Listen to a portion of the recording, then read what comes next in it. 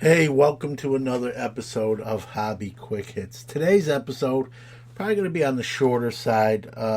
Just some buying and selling tips. I'm always saying hashtag hobby your way. However you want to enjoy the hobby, that's up to you, and that's always going to be true, at least in my opinion. But I don't often do these where I kind of just give some tips that have worked for me and worked for others. I'm sure these are not anything I came up with exclusively. These are just kind of good old standby truths that can help you, buy and sell, and if you do that, make some money, maybe save some money, depending. I'm going to just rattle these off. They're not in any particular order. Just the way they come out of my mind for whatever semblance that makes. So, number one, acquire cards you'll love either way. Whether you flip them, sell them, or you I don't want to say get stuck, you just hold on to them for the long haul. Acquire cards that in either case, that you sell them quick or you hold them long term, that you'll like those cards and enjoy those cards. Whatever side of the coin happens. You sell them or you hold on to them. Again, it can't be every card, but the majority, of what your inventory is. Number two, find undervalued cards. Right? There's plenty of cards that are going for explosive amounts of money. Plenty of players fit that bill too. Mike Trout stuff, LeBron James stuff in hockey, LeBron James in basketball, Connor McDavid in hockey, Tom Brady stuff in football. But look at other players that are very good in their own right, but where their card values have more ceiling. Do a little research, talk to other people. For me, it's a little bit easier, if I may be so bold, because I follow sports so closely, and so the research is already sort of baked in, and so I know when a guy is playing well for a month stretch, and others may, some may not even realize it. So, find those undervalued cards. Find those cards that have a lot more ceiling left in them, whereas those other star players, they're sort of very close to what their ceiling is. Number three, sell before events. Don't wait too long. So, an All-Star game, World Series, Super Bowl, we all know there's certain events, certain happenings that affect the card value. So, strike when the iron's hot, the old cliche goes, right? Sell a player, a card, when it's at its max peak. It might be in an event or, a game they have. That's when, you want to sell at peak. Let's be real. I've said this I know I've talked about this before. There's certain players, that have a great stretch, a great run of play, performance, but that's not indicative of who they really are long term, right? Why not? And if you feel that way, and if you're sure that's the case, that's the perfect opportunity to sell those cards, that player, because they're at their peak. If your hunch is right, if your assessment is right, that they just kind of caught lightning in the bottle, if you will, and they're really not that player long term, why not sell at that point in time to maximize the value out completely? And the flip side of that, folks, is you can hold on to something too long. If you hold on to that player that maybe caught lightning in the bottle, but yet is probably not that player long term, and you hold them, when that reality sets in, that demand is going to give it leave. And so you're going to hold it too long if you're in the seller's category, and you're not going to maximize your value on that particular piece of inventory. Number 4, don't be scared to lose. And this can have many explanations, and I'll explain. So, not everything you own or buy is always going to be a hit, a winner, right? You're going to lose sometimes. But don't let those losses, right, scare you away from future wins. Don't let a bad deal not let you pull the trigger on a future great one. Okay, I can attest to this firsthand. I buy collections, I buy lots, and most of them I do very well with. But there was a time, when I was a little bit younger, and I'm not saying it never happens now, but when I was a little younger, my batting average, let's just say, wasn't as strong or as good as it is now. But it didn't let me stop. It didn't stop me from getting back in that batter's box, digging in and taking more swings at it. And, obviously, like a lot of things, you get better at it the more you do it. So don't be scared to lose, and don't let losses scare you away from future wins. Get back on the horse, dust yourself off. Let's see what other cliches I can come up with, but you get the idea, right? You gotta keep going, right? You gotta give it another a whirl. Also, it's like gambling too. I hate to use a gambling analogy, but a lot of times too, when someone's a gambler, right, and they lose, they double up to try to get their money back quicker. Be careful of that in cards, right? If you lose on a deal, you don't do as well on a deal, you're sort of anxious to purchase some more and sort of make up for lost ground. Be careful doing that. It sometimes can set you up for further failure. Also, with don't be scared to lose, the other definition of that is sometimes you have to sell at a loss, right? You acquired some inventory, but that player just didn't pan out. They weren't what maybe scouts projected. Maybe there was an injury. There's a point in a lot of cards where the demand actually just goes away, and you really can't sell it. And so sometimes you just got to sell something that you paid more for it than you're selling it. You got to just sell it at a loss and move it and use those funds to further advance your hobby and get into something else where you'll have a successful deal. And I know a lot of people are reluctant to sell at a loss. I'll just wait, he'll come back, or things will change. Things we'd like to talk ourselves into. Be careful of that. Sometimes you're just better off kind of cutting bait, selling at a loss, and moving on. And sometimes selling at a loss actually minimizes the loss, because you're selling when you can sell, and eventually maybe that card isn't even marketable anymore. It doesn't have a demand, and you didn't sell it even at the loss, and now you got absolutely nothing for it, and your loss is greater. I'll use whole numbers here so you understand what I'm saying. You buy a card for $100 with the potential, thinking, a Bowman Chrome rookie that if this player hits, it's going to be $1,000. Well, a couple years in, that player's sort of just treading water, not looking like the projections and the scouts predicted, right? And so now that $100 card's $20.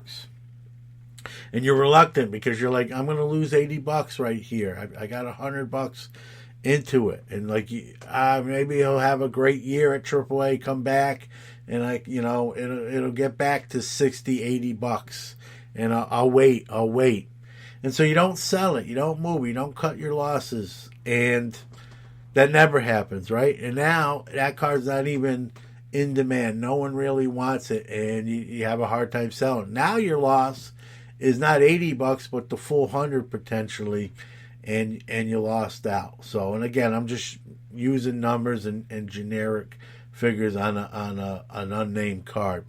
But you get my gist here. Is sometimes by not selling at a loss, you lose more because the card further depreciates in value and in demand, and now you have a bigger loss than what you could have had if you just learned to kind of let it go, and it is what it is. All right. Number 5, there's 2 tiers to cards, I believe, or in the way I do things, right? There's your Grail cards, right? The cards you get, the sets you may get that you're not looking to sell. You're looking to acquire them, and some people call it the PC, some call it their Grail cards, their Grail sets. You get the idea, but and a lot of times those cards and sets and those items can be very expensive. And, it's a big decision when to pull the trigger on them, right?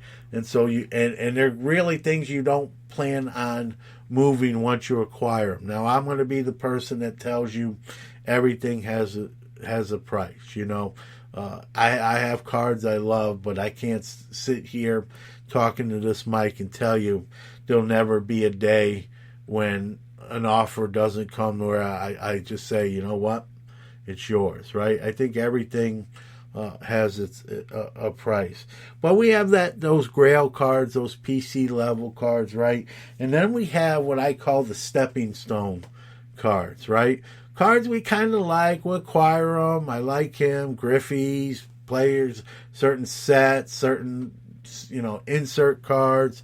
But these are cards that if, by acquiring them and then maybe selling them later on at a higher profit, these can be stepping stone cards to a Grail card. So you have, $10, $100 cards, right?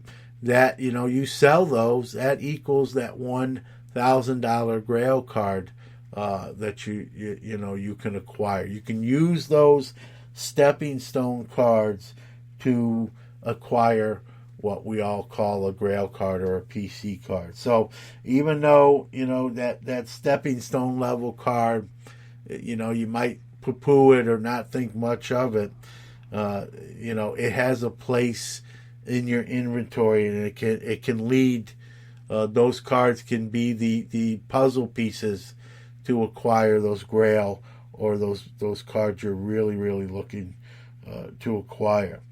Number 6, I'll close with this one.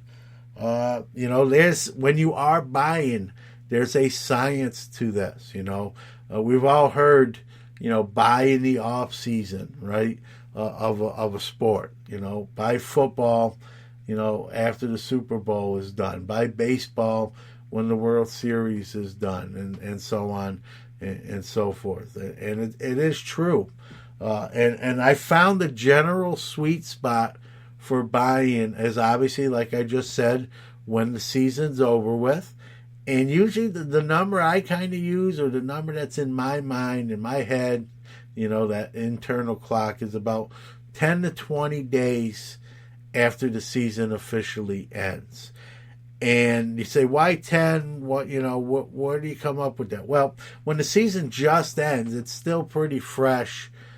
People haven't even turned the page yet, or thinking of the next sport or the next player or even the next season. And so you got to give it some time, let things cool down, cool off, and you'll notice sellers in around that time frame, between 10 to 20 days of that season ending, those prices start to really come down. It's sort of out of sight, out of mind. I'll move this for less. It's going to be, another 3 or 4 months before the season comes back around again, and I'm going to maximize, some off-season profits. Sellers are likely to take less in the off-season for a card or a particular player when you're buying than obviously during the season. It's like, it's like anything else, like hotels, airfare. In prime